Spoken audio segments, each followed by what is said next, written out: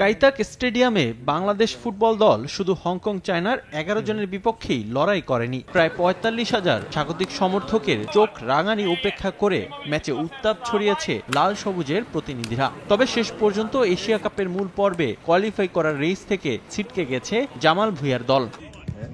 Home ম্যাচের মতো away ম্যাচও দ্বিতীয়ার্ধে চমক দেখায় বাংলাদেশ। কদিন আগেই দলে ছিল না স্কোরার, সেই দলটাই টানা 2 ম্যাচে পিছিয়ে পড়েও ঘুরে দাঁড়িয়েছে। তবে শেষ সময়ে এগিয়ে যাওয়ার সুযোগ পেয়েও হাতছাড়া করেছে লাল সবুজ প্রতিনিধিরা। তাই বাংলাদেশ দল নিয়ে মিশ্র প্রতিক্রিয়া জানিয়েছেন সাবেক অধিনায়ক জাহিদ হাসান এমিলি। অ্যাওয়ে ম্যাচে গিয়ে আমরা 1 পয়েন্ট পেয়েছি, হোম ম্যাচে আমরা হেরে গেছি, এই তো আক্ষেপের জায়গা। আমাদের ছেলেরা যেভাবে খেলছে অ্যাওয়ে ম্যাচে, যে মেন্টাল স্ট্রেংথ দেখিয়েছে, এটা একটা বিশাল পজিটিভ দিক।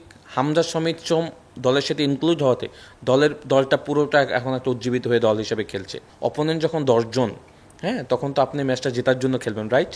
তো ওখানে গোল সেলিব্রেশন করছি, টাইম কিল করছি, এগুলি আমার কাছে আবার দৃষ্টিকটু মনে হয়েছে। এশিয়ান কাপের স্বপ্ন ভেস্তে গেলেও উত্তাপ ছড়াচ্ছে নভেম্বরে ভারতের বিপক্ষে ঘরের মাঠে বাছাই পর্বের ম্যাচ, যেখানে জয় পেলে র্যাঙ্কিংয়ে এগিয়ে যাবে বাংলাদেশ। তাই ভারতের বিপক্ষে আসন্ন ম্যাচে সর্বোচ্চ প্রস্তুতি নিয়ে মাঠে নামার পরামর্শ এমিলির। ইন্ডিয়ার সাথে আগামী মাসে ম্যাচ রয়েছে, ওইটাকে আমাদের এশিয়ান কাপের মেইন আমার কাছে মনে হয় অ্যাচিভমেন্ট হিসাবে নিতে হবে, যে এই ম্যাচ জিততে পারলে আমরা এশিয়ান কাপ কোয়ালিফাই, যে আমাদের যে একটা আশা ছিল সেইটার হয়তো 50% আমরা ফুলফিল করতে পারবো যদি এই ম্যাচটা জিততে পারি।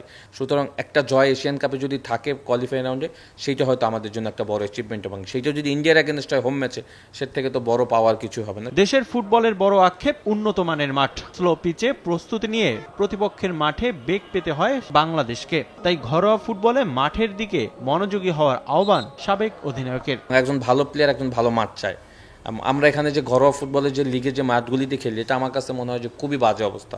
ইনজুরি হওয়ার চান্স থাকে, ইনজুরি হয়, প্লেয়াররা বেস্ট পারফরমেন্সটা দিতে পারে না, যার কারণে কিন্তু ঘরোয়া ফুটবলে কিন্তু প্লেয়ারদের পারফরমেন্স আশানুরূপ থাকে না। 18 নভেম্বর ঢাকা জাতীয় স্টেডিয়ামে ভারতের মুখোমুখি হবে বাংলাদেশ। রিফাতুল ইসলাম মিরন, সময় সংবাদ, ঢাকা।